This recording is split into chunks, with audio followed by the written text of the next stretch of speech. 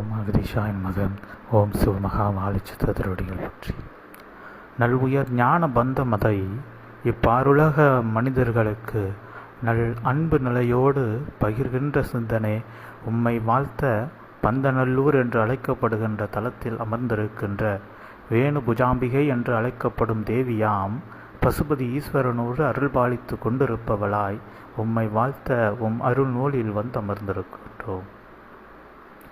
உயர்நல் ஞான பெட்டக பேழையாய் இவ்வுலகமதற்கு அல்ல குறையாத அளவிற்கு உயர் ஞானத்தை கொடுக்கின்ற, இதில் தோண்டினால் வராத ஞானம் என்று ஏதும் இருக்காது, இதில் அறியப்படாத நிலைகள் என்று ஏதுமில்லை என்ற அளவிற்கு அனைத்து நிலைகளையும் இதில் அறிந்து கொள்ளலாம் என்ற அளவிற்கு உயர் பெட்டக பேழையாய் ஆதி இறை நூலை வைத்திருக்கின்ற சித்தனே அகமாற உம்மை வாழ்த்துகின்றோம்.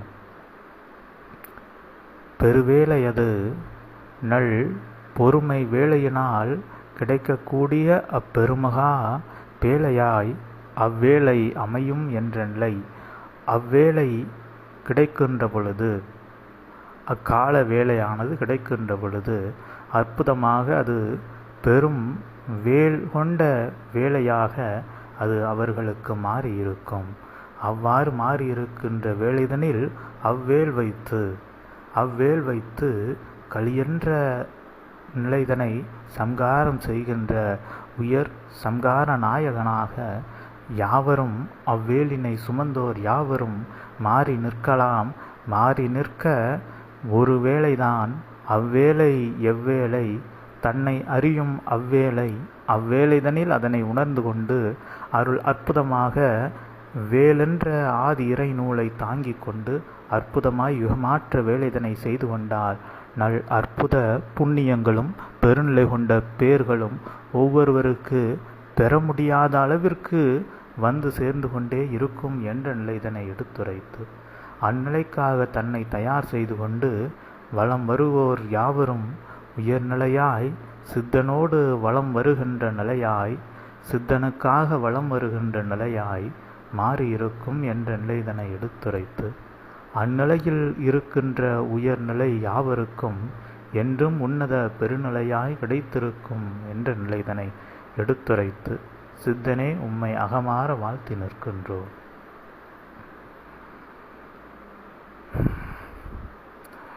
ஒரு அற்புத நிலை, அற்புத நிலை யாவருக்கும் கிடைக்க வேண்டுமென்றால் அதற்கு பெருநிலையான அற்புத நிலையை பெருநிலையாக பெறுவதற்கு உள்ளுக்குள் அற்புதமது நிகழ வேண்டும்.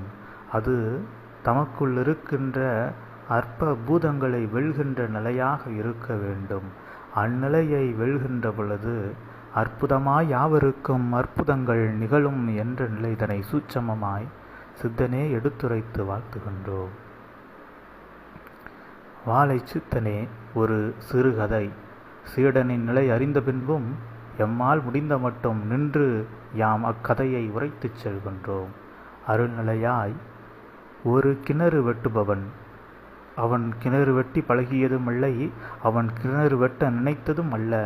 ஆனால் ஒரு இடத்தில் ஒருவர் அவனுக்கு இவ்விடத்தில் நீர் ஆழமாக தோண்டிய ஒரு நேரத்தில் அதிலிருந்து நீர் வரும், அந்நீரை வைத்து நீரும் பருகி கொள்ளலாம், எக்காலத்திலும் அதில் நீர் இருக்கும், பிறருக்கும் நீர் அதனை பகிர்ந்து கொள்ளலாம் என்று அங்கு குழிதான் வெட்டச் சொன்னார்.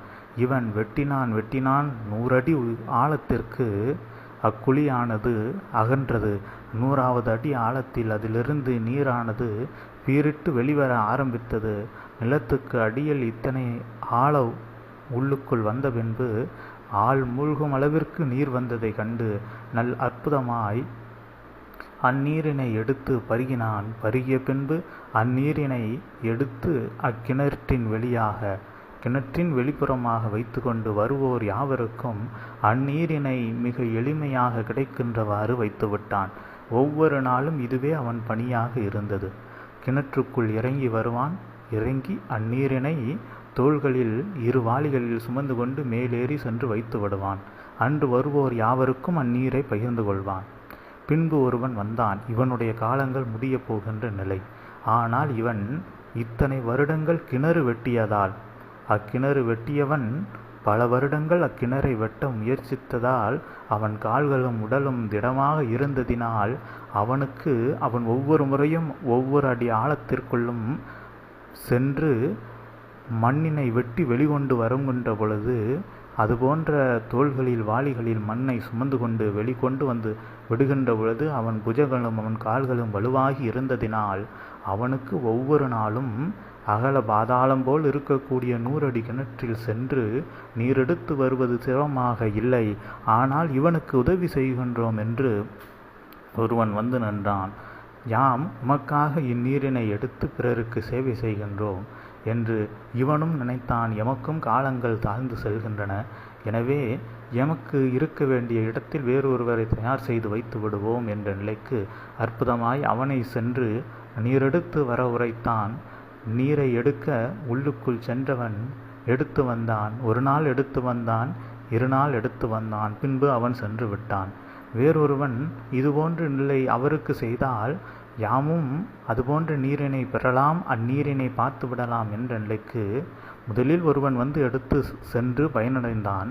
பின்பு வேறொருவன் வந்தான், அவனையும் கீழ் சென்று நீர் எடுத்து கொண்டு மேல்வா என்றார். ஆனால் இதில் இருக்கின்ற சூட்சமம் யாதென்றால், அக்கிணறு வெட்டியவனுடைய உடல் வலிமையானது வேறு, அதில் சென்று நீரினை எடுக்கப் போகின்ற மனிதர்களுடைய உடல் வலிமை வேறு. அவ்வாறு இருக்கின்ற நிலையினால் சிலர் வருகின்றார்கள். வந்தவர்கள் வெறும் வாளியை வைத்து கொண்டு மிக எளிதாக அக்கிணற்றுக்குள் இறங்கி விடுகின்றார்கள். இறங்கி விட்டவர்கள் அந்நீரினை எடுத்து கொண்டு மேல் ஒவ்வொரு அடியாக வருகின்ற பொழுது அந்நீரினுடைய எடையானது அதிகரிப்பதினால் அதனை முழுவதுமாக சிலரால் தூக்கி வெளிக்கொண்டு வர முடியாது. அப்படியே வாளியோடு கிணற்றில் விட்டுவிட்டு தப்பித்தார் போதுமென்று தெரித்து வெளியில் தப்பி பிழைத்து வந்தோம் என்று வந்து விடுகின்றார்கள். அவ்வாளி இன்றும் உள் கிணற்றில்தான் இருக்கின்றது. இருந்த பொழுதும் வேறொருவர் செல்கின்ற பொழுது அவர் அடுத்த முறை ஏற்கனவே உள் 2 வாளிகள் இருக்கின்றன, இம்முறை நீர் வாளி இல்லாமல் சென்று அக்கிணற்றில் இருக்கின்ற அவ்வாளிகளிலேயே நீர் எடுத்து கொண்டு வெளிவந்துவிடு என்று இக்கிணறு வெட்டியவன் வருகின்ற வேறொருவனிடம் உரைக்கின்றான். அவ்வேறொருவன் சற்று வலிமையாக இருந்ததினால் அவ்விரு வாளிகளையும் எடுத்து கொண்டு தண்ணீர் எடுத்து கொண்டு மேல் வந்து விட்டான். இதுபோன்ற நிகழ்வுகள் நிகழ்ந்து கொண்டிருக்கின்றன. ஒரு காலத்தில் ஒருவன் மீண்டும் இவனிடம் வந்தான். வந்தவனுக்கு உடல் வலிமை இருக்கின்றது, உடல் மிக மிக வலிமையாக இருக்கின்றது, மன வலிமையும் இருக்கின்றது. உடனே இவனை உள்ளுக்குள் சென்று நீரை எடுத்து கொண்டு வா, இதுதான் வாளி, பயன்படுத்தி கொள் என்றான். உள்ளுக்குள் சென்றான், நீரினை எடுத்தான். எடுத்து கொண்டு வருகின்ற பொழுது ஒவ்வொரு அடியிலும் நீரினுடைய அதன் எடையானது அவ்வாளிகளில் உயர்வதை கண்டான். சரி, உயர்கின்றது, இருந்த பொழுதும் யாம் வெளியில் சென்று விடலாம் என்று இருக்கின்ற பொழுது இறுதியாக 100 அடிதனில் இன்னமும் 5 அடிகள் மட்டுமே மீதம் இருக்கின்ற வேளைதனில் அற்புதமாக அவ்வேளை கையுக்கு எட்டுகின்ற தூரத்தில் ஒரு சிறு காகமானது அவ்வாளிகளில் ஒரு வாளிதனில் எச்சத்தை இட்டுவிட்டு சென்று விட்டது. இப்பொழுது 1 வாளி நீர்தான் பயன்படுத்த முடியும். 1 வாளி நீரினை பயன்படுத்த வெளிநிலையாக பார்த்தால் பயன்படுத்த முடியாது. ஆனால் அதனையும் தாவரங்களுக்கு பயன்படுத்தி கொள்ளலாம். அந்நீரையும் வாழை நிலைதனில் வைத்து வடித்தெடுத்தால் அற்புதமாக இந்நீரினை விட அது உயர்ந்த நீராக இருக்கும் என்ற நிலைதனை உணராது. 5 அடி உயரம்தான் இருந்தது, அதனை மிக எளிமையாக தாண்டி வந்து இருக்கலாம். ஆனால் அதனை உரைக்காத அக்கிணறு வெட்டி மீண்டும் கீழ் சென்று புதிய நீரினை எடுத்து வா என்று உரைக்க மீண்டும் 5 அடி இடைவெளிதான் மேலிருந்தது. மேல் வா, இருக்கின்ற 1 வாளி நன்னீர் போதும், 1 வாளி நீரினை வேறு எதற்கும் பயன்படுத்தி கொள்ளலாம் என்று அவனை வெளியெடுத்திருந்தால் நிச்சயமாக அந்நீர் பயனுள்ள நீராக மாறி இருந்திருக்கும். அந்நிலை இருக்காது. 2 நிலை வாளிகளில் 1 வாளிதான் தீநிலையாக, அதுவும் ஏதோ காகமிட்ட எச்சினால் மாறியதற்கு இவனென்ன செய்ய முடியும் என்ற நிலையை அறியாது கிணறு வெட்டி மீண்டும் சென்று புதிய நீர் எடுத்து வா என்று உரைக்க இவனும் தம் உடலில் வலுவெல்லாம் இருக்கின்றது என்று மீண்டும் சென்றான். ஆனால் அங்கு தெரியவில்லை நீரில் நனைந்த கால்கள் இத்தனை உயரம் ஏறிய கால்கள் தளர்வுற்று விட்டன. முதல் நிலையிலேயே தளர்வுற்று விட்டன. இரண்டாவது நிலை மிக மிக அரிய நிலை. அவ்வாறு இருக்கின்ற பொழுது கீழ் சென்றான். மீண்டும் புதிதாக நீரினை எடுத்தான். அப்புதிதாக எடுத்த நீரினை மீண்டும் வருகின்ற பொழுது மீண்டும் ஒரு எச்சத்தை ஒரு காகம் வந்து விடத்தான் செய்தது. அவ்வாறு இருக்கின்ற பொழுது இப்பொழுதும் இதில் என்ன எச்சம்தான் இருக்கின்றது. எனவே மீண்டும் இவன் வினை இவனுக்கு எடுக்கின்ற ஒவ்வொரு நீரிலும் ஏதோ ஒரு காகம் எச்சம் எடுத்து விட்டு விடுகின்றது. அவ்வாறு விடுகின்ற பொழுது எச்சம் விட்டது இருக்கட்டும், எச்சம் விடாத நீரினை வெளிக்கொண்டு வா என்று உரைத்திருந்தால் அவன் உடலும் முழுமையாக தளர்வுறுவதற்கு முன்பாக வெளிவந்திருப்பான். ஆனால் இரண்டாவது முறையும் எச்சம் வந்ததால் மீண்டும் கீழ் சென்று நீரினை புதிதாக எடுத்தான். ஆனால் இம்முறை உடலில் வலுவில்லை என்பதனால் கிணற்றிலிருந்து 10 அடி உயரம் கூட அவனால் எழ முடியாது. உள்ளுக்குள் இருந்து விட்டான். புதிதாக வேறு ஒருவர் நீரினை நான் எடுக்கின்றேன் என்று வருகின்ற பொழுது ஏற்கனவே உள்ளுக்குள் ஒருவன் நீர் எடுக்க முடியாது இருக்கின்ற நிலைதனை கண்டு இங்கு இத்தனை பிரச்சனைகள் இத்தனை நிலைகள் இருக்குமா என்றால் முதலில் அவன் வெளிவரட்டும், பின்பு யாம் வருகின்றோம் என்று வேடிக்கை பார்க்க தொடங்கிவிட்டார்கள். வேறு ஒருவரும் இவனாலேயே இதில் சென்று வெளிவர முடியவில்லையே, எம்மால் எவ்வாறு வெளி சென்று வர முடியும் என்று வருகின்ற ஒவ்வொருவரும் அச்சப்பட்டு அந்நிலை நீரினை எடுக்காது வெளிநின்று வேடிக்கை பார்ப்பவர்களாக மட்டும் இருந்தார்கள். சிலர் செல்வார்கள், வெறும் வாளி கொண்டு உள் செல்கின்ற பொழுது மிக எளிதாக சென்று விடுவார்கள். நீரினை எடுத்தவுடன் அதன் எடை கூடுவதை உணர்ந்து உடனே அச்சப்பட்டு நீரினை விட்டுவிட்டு மிக விரைவாக வெளியில் ஏறி வந்து விடுவார்கள். ஆனால் அப்பாத்திரத்தில் நீர் இருக்காது. இவ்வாறு வருகின்ற யாவரும் அதுபோன்று நினைத்திருக்க இங்கு இருக்கின்ற உள்ளுக்குள் இருக்கின்றவன் உடல் தளர்வுற்ற நிலையினால் முழுமையாக வெளிவராது இருக்க வேறு எவரும் உள்ளுக்குள்ளும் முழுமையாக வந்து அதனை எடுக்கும் தைரியமில்லாது இருக்க இப்பொழுது என்ன செய்தால் இங்கு என்ன நிகழும்? ஒன்று, கிணறையே வெட்டியவன் பல வருடங்கள் செய்த உடல் உழைப்பில் பெரும் வலுகொண்டிருக்கின்றான். அவன் வந்து இவனை உரைத்தது சரிதான், எடுத்து வந்தான். ஒவ்வொரு முறையும் இவனுக்கு எச்சமிட்டதினால் கீழிறங்கியதினால் உடல் தளர்வுற்றதே தவிர இவனுக்கு உடல் வலிமை இல்லாமல் இல்லை.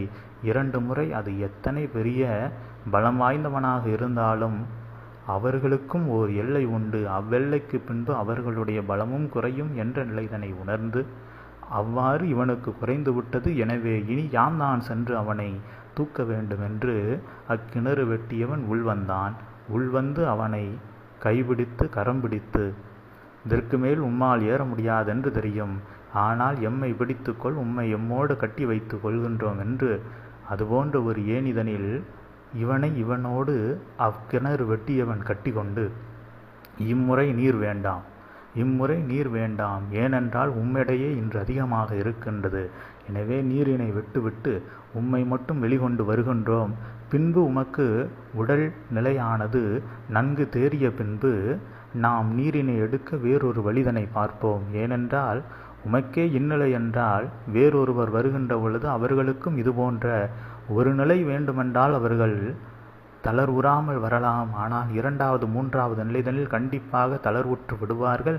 எனவே நீரினை எடுப்ப வேறொரு வழியை கண்டுபிடிப்போம் என்று மறுமுறை கண்டுபிடிக்க இருவரும் அமர்ந்து விட்டார்கள். இவனை இப்பொழுது தம்மோடு கட்டி வைத்து கொண்டு அக்கிணறு வெட்டியவன் நீரில் ஏற முடியாமல் இருந்தவனை தூக்கி கொண்டு வெளிவந்து விட்டார். வாளிகள் கையில் இல்லை, நீர் இல்லை. இப்பொழுது வெறுநிலையாகத்தான் இருக்கின்றது. பலன் ஏதும் கிடைக்கவில்லை.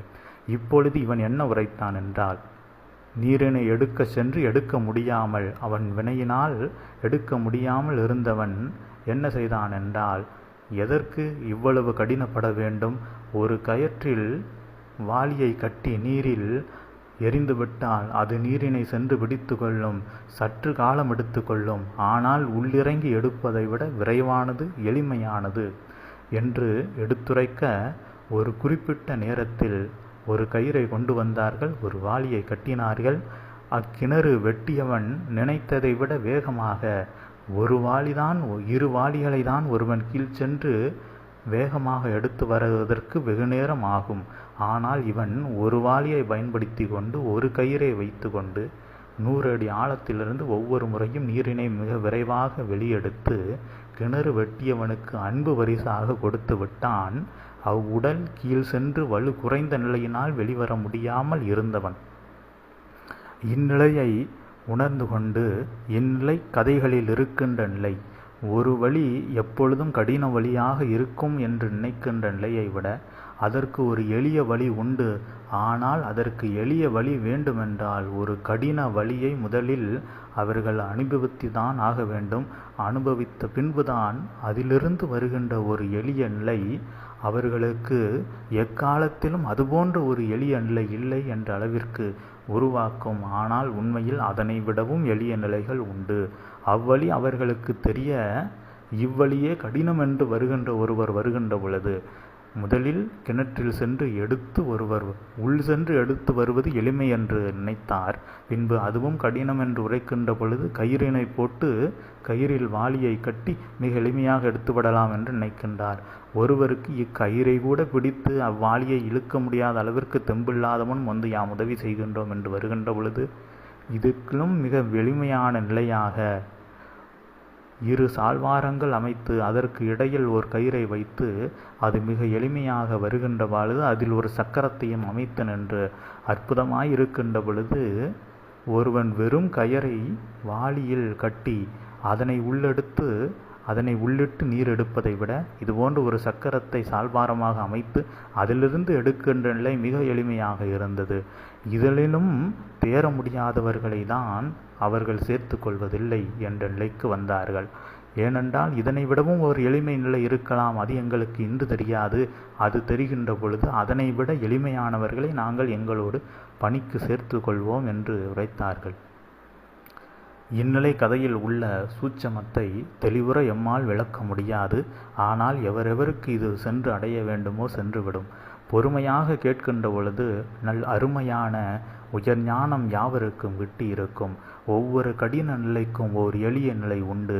ஆனால் எளிய நிலை எதுவென்பதை உணர முதலில் அக்கடின நிலை செய்கின்ற நிலை முதலில் கடினமானது என்பதை உணர்ந்த பின்புதான் அதிலிருந்து அதனை எளிமையாக செய்ய ஒரு வழியை மனம் தேடும், உள் ஆன்மா கேட்கும். அப்பொழுது கிடைக்கின்ற அந்நிலை மிக எளிய நிலையாக உமக்கு மட்டும் பயன்படாது, நீர் யாவருக்கெல்லாம் உரைக்கின்றீரோ அவருக்கெல்லாம் அது பயன்படும் என்ற நிலைதனை எடுத்துரைத்து அந்நிலை போன்ற உயர்நிலை கொண்ட சீடர்களை உருவாக்கி கொண்டு தானும் சீடனாக இருந்து தம்மை உருவாக்கி கொண்டிருந்த வாழை சித்தனே அகத்தியனே உம்மை அகமாற வாழ்த்தி அமர்கின்றோம் அதிகாலை வேலை தனில். ஓம் திஷாய நமக. ஓம் சிவமகா வாழை சித்த திருவடிகள் பற்றி.